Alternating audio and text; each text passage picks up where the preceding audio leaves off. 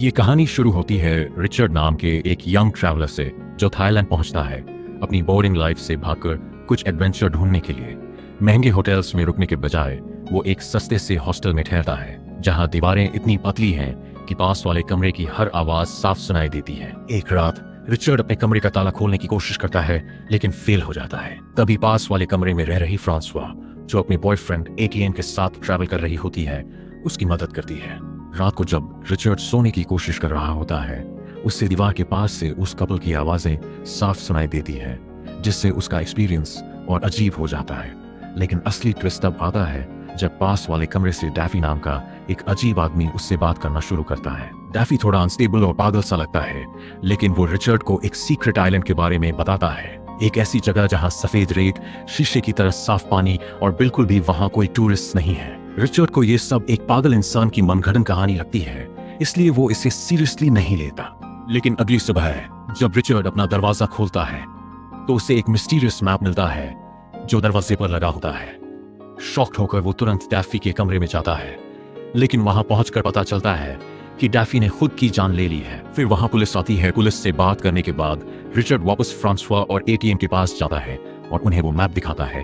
जब वो उन्हें उस हिडन आइलैंड के बारे में बताता है तो उन्हें ये आइडिया क्रेजी नहीं बल्कि एक्साइटिंग और लगता है उनके लिए ये अल्टीमेट एडवेंचर बन जाता है। तीनों दोस्त एक दिन में लगभग 500 माइल्स का सफर तय करते हैं। बसेस और बोट्स बदलते हुए आखिरकार एक टूर के बीच तक पहुंचते हैं। एटीएन बताता है कि जिस आइलैंड को वो ढूंढ रहे हैं वो एक्चुअली नेशनल पार्क का हिस्सा है, जहां जाना स्ट्रिक्टली बैन है। लेकिन एक छोटा लूप होल है, वो पास के आइलैंड तक जा सकते हैं और वहां से तैरकर आगे पहुंच सकते हैं। रिचर्ड एक बार फिर एक सस्ते हॉस्टल में रुकता है और इस बार भी वो अपने कमरे में नहीं जा पाता क्योंकि उसकी चाबी खो जाती है। तभी पास के दो सर्फर गाइज उससे अपने साथ हैंग आउट करने के लिए बुलाते हैं। बातचीत के दौरान रिचर्ड उस सीक्रेट आइलैंड का जिक्र करता है, लेकिन वो लोग हंसकर इसे एक अर्बन मिथ बता देते हैं। अगले दिन रिचर्ड वहां से निकल जाता है, लेकिन जाते जाते चुपके से उन्हें मैप की कॉपी दे देता है। आखिरकार रिचर्ड, फ्रांसवा और एटीएन आखिरी आइलैंड तक पहुंचते हैं और रात वहीं कैंप करते हैं।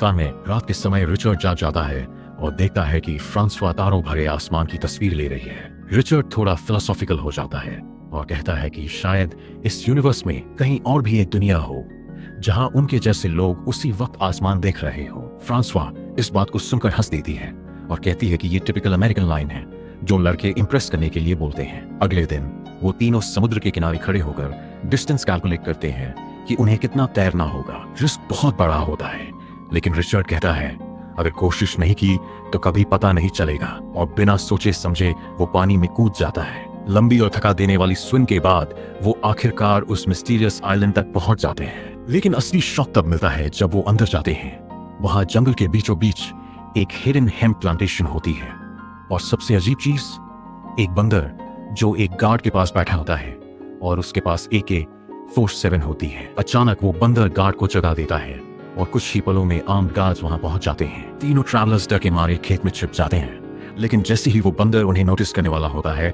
रिचर्ड तुरंत उस पर स्प्रे कर देता है।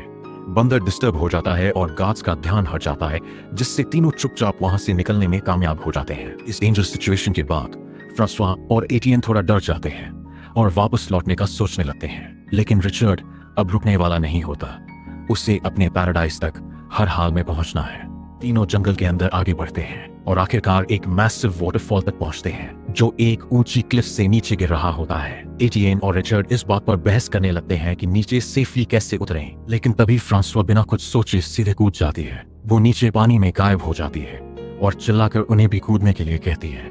मजबूरी में दोनों भी जंप कर देते हैं। जैसे ही वो पानी में गिरते हैं, एड्रेनलिन रश से चिल्लाने लगते हैं, लेकिन तभी पीछे से ताली बजने की आवाज आती है। वो मुड़कर देखते हैं और वहां एक आदमी खड़ा होता है, किटी। वो बताता है कि उससे खुद उस जंप के लिए हिम्मत जुटाने में 1 घंटा लगा था। फिर वो उन्हें अपने साथ एक ऐसी जगह ले जाता है जिसकी उन्होंने उम्मीद भी नहीं की थी। तीनों सोच रहे थे कि उन्हें कुछ बैकपैकर्स मिलेंगे जो केव्स में रह रहे होंगे, लेकिन जो वो देखते हैं वो उससे कहीं ज्यादा शॉकिंग होता है। वहां एक पूरी कम्युनिटी होती है। लोग सालों से वहीं रह रहे हैं, अपना खाना खुद उगा रहे हैं, अपने घर खुद बना रहे हैं। एक हिडन सोसाइटी जो दुनिया से पूरी तरह छुपी हुई है। उन्हें इस कम्युनिटी की लीडर साल के पास ले जाया जाता है। रिचर्ड उसे डैफी का बनाया हुआ मैप दिखाता है। साल बताती है कि डैफी इस कम्युनिटी का एक फाउंडर था। लेकिन धीरे धीरे वो पागल हो गया।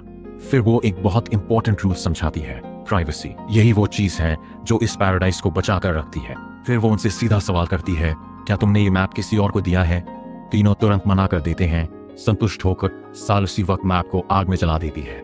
बाद में उन्हें लगून दिखाया जाता है और जैसे ही रिचर्ड उसे देखता है वो समझ जाता है कि ये जगह कितनी खास है। नीला क्रिस्टल क्लियर पानी, चारों तरफ ऊंची चट्टानें और एक परफेक्ट बीच।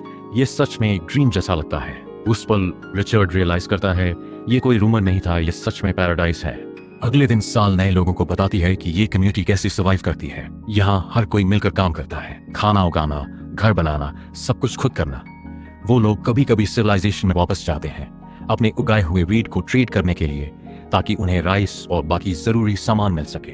लेकिन इसके साथ एक स्ट्रिक्ट रूल भी है। आइलैंड के दूसरे हिस्से में जो फार्मर्स हैं उन्होंने डील की है, कोई नया इंसान यहाँ नहीं आएगा और कोई उनके क्रॉप्स को छुएगा नहीं। धीरे धीरे रिचर्ड इस नई जिंदगी में ढलने लगता है। उसे फिशिंग सिखाई जाती है और सरप्राइजिंगली वो जल्दी सीख भी जाता है। दिन गुजरने लगते हैं, स्विमिंग, खेल, आराम, सब कुछ परफेक्ट लगता है। लेकिन इस पैराडाइज में भी एक प्रॉब्लम है, साल का बॉयफ्रेंड बग्स। वो हमेशा रिचर्ड को चाहता रहता है, उसे फ्रीलोडर कहता है जो कुछ कंट्रीब्यूट नहीं करता। और इसी बीच इस कम्युनिटी की एक अजीब ट्रेडिशन भी है, हर नया मेंबर अगले आने वाले इंसान को टैटू देता है। सब कुछ परफेक्ट लग रहा होता है, लेकिन धीरे धीरे रिचर्ड को एहसास होता है कि वो सिर्फ इस पैराडाइज से खुश नहीं है, उसके अंदर एक और चाहत पैदा हो रही है। एक दिन जब रिचर्ड चुपचाप फ्रांसवा को देख रहा होता है, तभी किटी उसके पास आता है और उसे समझाता है कि वो कभी भी उसके साथ नहीं हो सकता।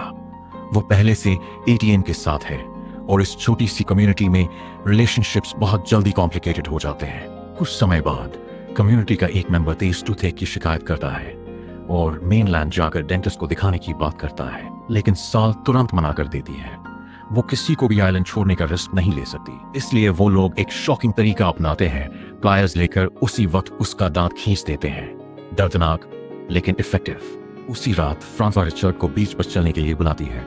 रात का अंधेरा और पानी में ग्लोइंग इफेक्ट, जैसे ही वो दोनों पानी में उतरते हैं वो पल मैजिकल बन जाता है। फ्रांसवा मानती है कि उसे रिचर्ड पसंद है, लेकिन सिचुएशन कॉम्प्लिकेटेड है क्योंकि वो अभी भी एटीएम के साथ है। इमोशंस उन पर हावी हो जाते हैं और दोनों पानी में किस करने लगते हैं। वो तय करते हैं कि ये सब सीक्रेट रहेगा, लेकिन ये सीक्रेट ज्यादा देर तक छुपा नहीं रहता। कुछ समय बाद एटीएम खुद रिचर्ड का सामना करता है। रिचर्ड अनजान बनने की कोशिश करता है, लेकिन एटीएम शांत होकर कहता है सबको पता है। दिल टूटने के बावजूद एटीएम एक शॉकिंग बात कहता है, वो उनके बीच नहीं आएगा। उसे बस फ्रांसवा की खुशी चाहिए, चाहे वो रिचर्ड के साथ ही क्यों ना हो।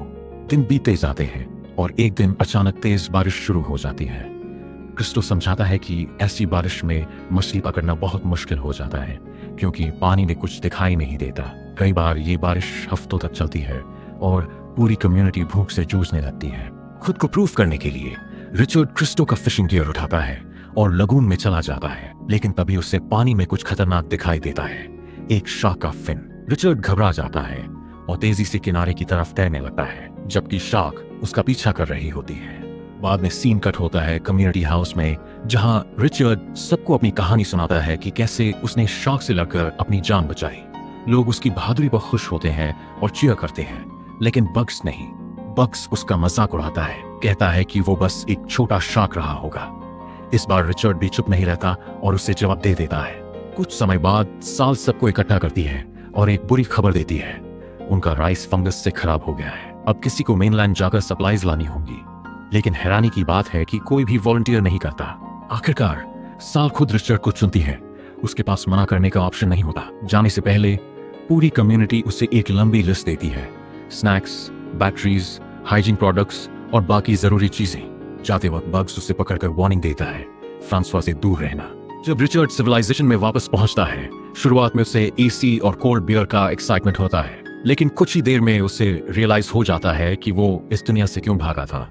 भीड़, शोर, हर जगह टूरिस्ट। अब उसे समझ आता है कि साल इस आइलैंड को इतनी फियर्सली प्रोटेक्ट क्यों करती है। अगर ये जगह लोगों को पता चल गई तो ये पैराडाइज भी इसी तरह बर्बाद हो जाएगा। बाद में एक बार में रिचर्ड और साल की मुलाकात उन सफर गाइड से होती है जिन्हें रिचर्ड ने मैप दिया था। वो एक्साइटेड होकर आइलैंड के बारे में पूछने लगते हैं। रिचर्ड तुरंत झूठ बोलता है कि मैप फेक था और ऐसा कोई आइलैंड नहीं है, लेकिन सर्फर्स उसकी बात पर यकीन नहीं करते। ये बात रिचर्ड को गुस्सा दिला देती है और वो उन पर भड़क उठता है। थोड़ी देर बाद साल रिचर्ड से एक सीधा सवाल पूछती है, क्या तुमने उन्हें मैप की कॉपी दी थी? रिचर्ड झूठ बोल देता है और कहता है कि उन्होंने बस एक बार मैप देखा था। साल उसकी बात पर यकीन कर लेती है और थोड़ी राहत महसूस करती है। जब वो दोनों आइलैंड पर वापस आते हैं, रिचर्ड सारी सप्लाईज कम्युनिटी में बांट देता है। सब लोग खुश हो जाते हैं। वो फ्रांसवा के लिए एक डिस्पोजेबल कैमरा भी लाता है, जिसे देखकर वो खुश हो जाती है। लेकिन वो रिचर्ड से पूछती है कि क्या उसके और साल के बीच ट्रिप के दौरान कुछ हुआ था, क्योंकि रूमर्स फैल रहे हैं। रिचर्ड साफ मना करता है और कुछ समय के लिए सब नॉर्मल हो जाता है। एक शांत दोपहर रिचर्ड हैमक में लेटा हुआ गेम खेल रहा होता है। तभी अचानक चीखने की आवाजें आती हैं। वो दौड़कर बाहर जाता है। स्वीडिश फिशरमैन पर शार्क ने हमला कर दिया होता है। एक का पैर लगभग खत्म हो चुका होता है और उसके शरीर पर गहरा घाव होता है। रिचर्ड खून के निशान फॉलो करता है और क्रिस्टो को पाता है, जो बुरी तरह घायल होता है और दर्द से चिल्ला रहा होता है। उसे तुरंत अंदर लाया जाता है। साल उससे हॉस्पिटल ले जाने की बात करती है, लेकिन एक कंडीशन पर। वो आइलैंड का सीक्रेट किसी को नहीं बताएगा। क्रिस्टो डर के मारे मना कर देता है। अब उससे पानी से डर लगने लगा है और वो आइलैंड छोड़ना ही नहीं चाहता। साल ठंडे दिल से कहती है, या तो जाओ या यही रहकर अपनी किस्मत आजमाओ। क्रिस्टो यहीं रहने का फैसला करता है। स्वीडिश ग्रुप का एक मेंबर मर जाता है और उसे दफना दिया जाता है, जबकि क्रिस्टो किसी तरह जिंदा रहता है। दिन बीतते जाते हैं, लेकिन उसकी दर्द भरी चीखें पूरी कम्युनिटी को डिस्टर्ब करने लगती हैं। आखिरकार उसे जंगल के अंदर एक टेंट में शिफ्ट कर दिया जाता है, सबकी नजरों से दूर, जैसे वो एग्जिस्ट ही नहीं करता। धीरे धीरे जिंदगी फिर से नॉर्मल होने लगती है, लेकिन ये शांति ज्यादा देर टिकती नहीं। एक दिन साल रिचर्ड को आइलैंड के दूसरे हिस्से में ले जाती है और उससे कुछ ऐसा दिखाती है जो सब कुछ बदल देता है। वही सर्फर्स और उनके पास मैप है। साल गुस्से से भर जाती है। फार्मर्स की एक ही कंडीशन थी, कोई नया इंसान नहीं, लेकिन अब लोग मैप लेकर आ रहे हैं। वो रिचर्ड को आदेश देती है कि वो रोज जंगल में रहे और किसी को भी बीच तक पहुंचने से पहले रोक दे। दिन गुजरते हैं, फिर हफ्ते। अकेलापन धीरे धीरे रिचर्ड के दिमाग पर असर डालने लगता है। वो खुद को एक वीडियो गेम के कैरेक्टर की तरह देखने लगता है। जंगल उसे बैटलफील्ड लगने लगता है। फार्मर्स दुश्मन हैं, सर्फर्स इन्वेडर्स। उसका मिशन है मैप वापस लाना। धीरे धीरे रिचर्ड अपनी सैनिटी खोने लगता है। उसे डैफी के विजन्स दिखने लगते हैं, जैसे वो उसे गाइड कर रहा हो।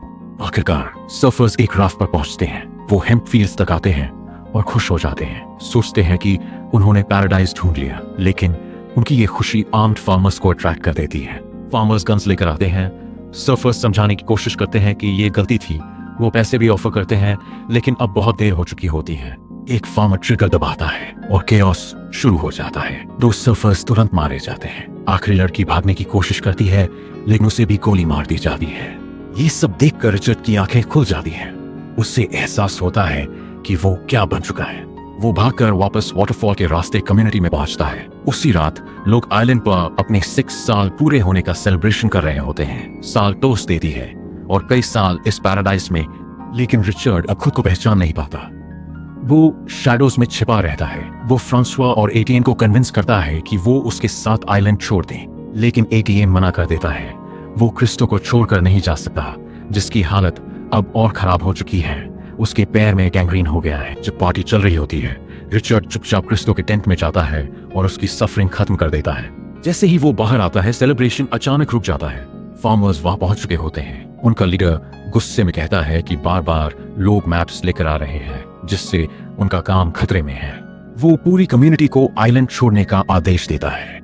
सब लोग मान जाते हैं, सिवाय साल के। फार्मर साल को एक रिवॉल्वर देता है, जिसमें सिर्फ एक बुलेट होती है। वो कहता है, अगर तुम्हें इस आइलैंड पर रहना है तो तुम्हें रिचर्ड को मारना होगा। बग्स रिचर्ड को पकड़कर एक खंबे के साथ दबा देता है। रिचर्ड डर के मारे अपनी जान की भीख मांगने लगता है, लेकिन साल ठंडे दिल से कहती है, जन्नत को बचाए रखने के लिए बलिदान देना पड़ता है रिचर्ड। और फिर वो ट्रिगर दबा देती है, लेकिन कमरे में सिर्फ एक क्लिक की आवाज गूंजती है। बंदूक में गोली नहीं, बल्कि सिर्फ एक ब्लैंक राउंड था। रिचर्ड अपनी मौत को इतने करीब से देखकर पागलों की तरह हंसने लगता है। उधर फार्मर मुस्कुराता है, क्योंकि वो जान चुका है कि भले ही रिचर्ड जिंदा है, लेकिन ये कम्युनिटी और लोगों का एक दूसरे पर भरोसा अब हमेशा के लिए खत्म हो चुका है। हर कोई उस आइलैंड से भाग रहा है, सिवाय साल के, जो उस टूटी हुई जन्नत में अकेली रह जाती है। कुछ समय बीत जाता है। हम रिचर्ड को एक इंटरनेट कैफे में देखते हैं। वो अपनी ईमेल्स चेक कर रहा है। तभी उसे फ्रांसवा की तरफ से एक फोटो मिलती है। ये उस आइलैंड पर ली गई उनकी आखिरी ग्रुप फोटो थी। उस फोटो को देखकर रिचर्ड को एक बहुत बड़ी बात समझ आती है। जन्नत कोई नक्शा या कोई जगह नहीं है, ये तो बस जिंदगी का वो एक पल है जब आपको लगता है कि आप किसी का हिस्सा हैं, आप कहीं बिलोंग करते हैं। और एक बार जब आप उस पल को जी लेते हैं तो वो आपके साथ हमेशा के लिए जुड़ जाता है। रिचर्ड अब समझ चुका था कि जन्नत को बाहर ढूंढने की जरूरत नहीं, वो तो यादों में कैद है। और इसी के साथ खत्म होती है ये अनोखी कहानी।